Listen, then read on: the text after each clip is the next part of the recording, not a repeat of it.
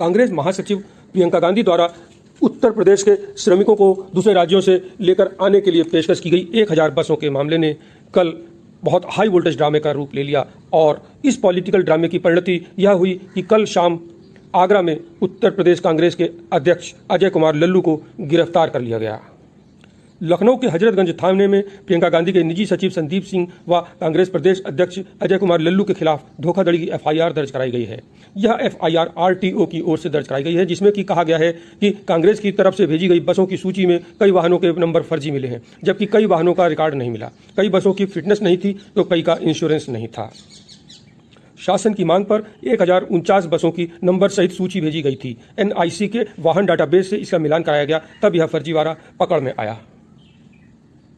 महा-चक्रवात Amphan पश्चिम बंगाल और ओडिशा के तटों की ओर बढ़ने के साथ ही तेज रफ्तार हवाएं चलने लगीं। बंगाल और ओडिशा के कई क्षेत्रों में भारी बारिश हुई है। दोनों राज्य हाई अलर्ट पर हैं।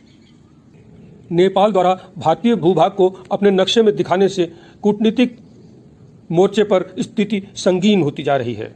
पता हो कि नेपाल ने अपने नक्शे में लिम्पियाधुरा, लिपुलेख और काला पानी से लगे भारतीय इलाकों को दिखा दिया है। इसके पीछे चीन का कूटनीतिक दिमाग लगा हुआ समझा जा रहा है। श्रीनगर के नवाकदल में सुरक्षा बलों से मुठभेड़ में हिजबुल मुजाहिदीन के 2 आतंकवादी मार गिराए गए हैं। मुठभेड़ में सीआरपीएफ और पुलिस के एक कर्मी घायल हो गए हैं।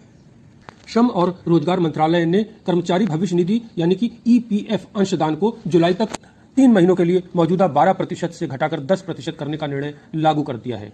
केंद्र सरकार के इस फैसले से संगठित क्षेत्र के 4.3 करोड़ कर्मचारी घर अधिक वेतन लेकर जा सकेंगे और कोरोना महामारी के चलते नकदी संकट से जूझ रहे नियोक्ताओं को कुछ राहत मिलेगी। भारत में कोरोना से संक्रमित लोगों की संख्या पिछले 64 दिन में 100 से बढ़कर 1 लाख हो गई है। 3163 लोगों की जानें जा चुकी हैं। बीते 24 घंटों के दौरान देश में 4970 नए मामले आए हैं तथा 134 लोगों की मौतें हुई हैं। 90% मौतें 7 राज्यों में हुई है। सुबह तक के आंकड़ों के अनुसार महाराष्ट्र में 1249, गुजरात में 695, मध्य प्रदेश में 252, पश्चिम बंगाल में 244, दिल्ली में 168, राजस्थान में 138 तथा उत्तर प्रदेश में 118 लोगों की मृत्यु हुई है।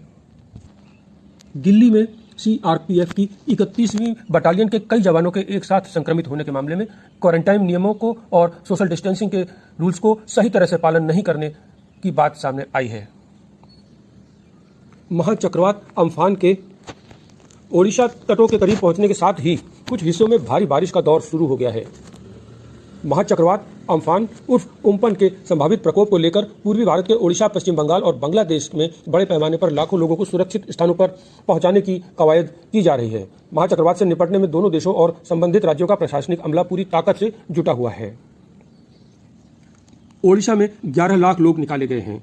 पश्चिम बंगाल की मुख्यमंत्री ममता बनर्जी ने मंगलवार को बताया कि चक्रवात के मद्देनजर पश्चिम बंगाल के तटीय क्षेत्रों से कम 3 लाख लोगों को निकालकर सुरक्षित स्थानों पर पहुंचाया गया है।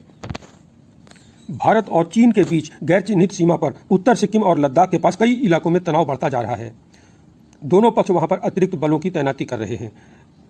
इन इलाकों में कुछ दिनों पहले 2 बार हिंसक झड़प भी हो चुकी है। पाकिस्तानी सेना ने जम्मू कश्मीर के राजौरी जिले में नियंत्रण रेखा के पास अग्रिम इलाकों में मंगलवार को गोलाबारी की। भारतीय सेना के जवानों ने इसका मुंहतोड़ जवाब दिया। केंद्रीय स्वास्थ्य मंत्री डॉक्टर हर्षवर्धन का 22 मई को विश्व स्वास्थ्य संगठन WHO के कार्यकारी बोर्ड अध्यक्ष का कार्यभार संभालना तय माना जा रहा है। हर्षवर्धन कोविड-19 के खिलाफ देशव्यापी जंग में भी अग्रणी भूमिका निभा रहे हैं। डॉक्टर हर्षवर्धन जापान के डॉक्टर हिरोकी नाकाताकी की जगह लेंगे। देश भर में लॉकडाउन के कारण घर लौटने को मजबूर प्रवासी मजदूर लगातार सड़क हादसे का शिकार हो रहे हैं। मंगलवार को यूपी, बिहार, महाराष्ट्र और झारखंड में हुए 5 अलग अलग सड़क हादसों में 14 प्रवासी मजदूरों की जान चली गई। 48 मजदूरों समेत कई अन्य गंभीर रूप से घायल हो गए हैं।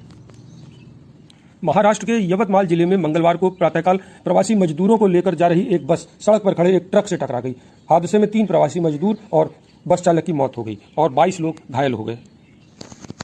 केरल में 100 से अधिक प्रवासी मजदूर मंगलवार को उत्तर प्रदेश और बिहार स्थित अपने घरों के लिए पैदल ही निकल पड़े। पुलिस ने उनको बीच रास्ते में रोका और उनके राहत शिविरों में वापस भेजा।